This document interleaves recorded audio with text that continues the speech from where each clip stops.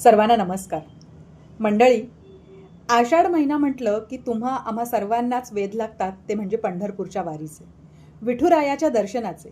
आपण सगळेच जण जरी त्या वारीमध्ये सहभागी नसलो ना, तरीही कोणत्या ना कोणत्या मार्गाने विठ्ठलाची भक्ती ही मनापासून करतच असतो. म्हणून यावर्षी मनात विचार आला की हा पूर्ण आठवडा म्हणजेच आषाढी एकादशीपर्यंत कोणत्या ना कोणत्या मार्गाने तुमच्यापर्यंत विठ्ठलाची भक्ती ही पोहोचवावी. आणि म्हणून हा पहिलाच दिवस. आजच्या दिवशी एक छोटीशी विठुरायावर आधारित असलेली गोष्ट मी तुमच्यासमोर सादर करीत आहे. मंडळी, एक राजा होता.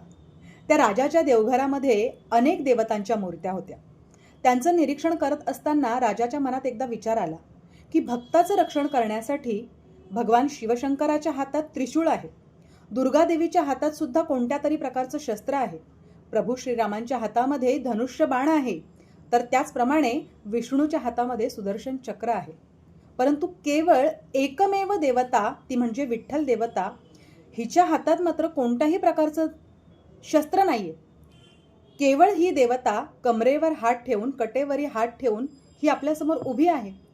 म्हणून राजाने संत मंडळींना प्रश्न केला की या देवतेच्या हातातच भक्ताच्या रक्षणासाठी कोणत्याही प्रकारचं शस्त्र दिसत नाही. याचं उत्तर देताना संत मंडळींनी किती छान एक दृष्टांत राजाला दिला बघा.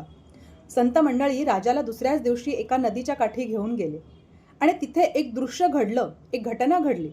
ती घटना अशी होती की एका आईचं छोटं बाळ किंवा एक आईचं छोटं मूल पाण्यात पडलं आणि त्या मुलाला वाचवण्यासाठी क्षणाचाही विलंब न करता त्या आईने नदीच्या पाण्यात उडी मारली आणि आपल्या बाळाला तिने सुखरूप वाचवलं, बाहेर पाण्यातून काढलं. आणि मग हे बघून झाल्यानंतर संत मंडळींनी राजाला सांगितलं, बघितलं आईच्या हातामध्ये कोणतं शस्त्र होतं का बाळाला वाचवण्यासाठी? तर ते अजिबात नव्हतं. कोणत्याही शस्त्राशिवाय आईने आपल्या बाळाचे प्राण वाचवले, मुलगा सुखरूप बाहेर आला. आणि मग यावरून संत मंडळींनी राजाला सांगितलं की ही देवता सुद्धा अशीच आहे की तिच्या हातामध्ये भक्तांचं रक्षण करण्यासाठी कोणत्याही शस्त्राची त्या देवतेला गरज पडत नाही, कारण ती देवता भक्तावर मनापासून प्रेम करत असते.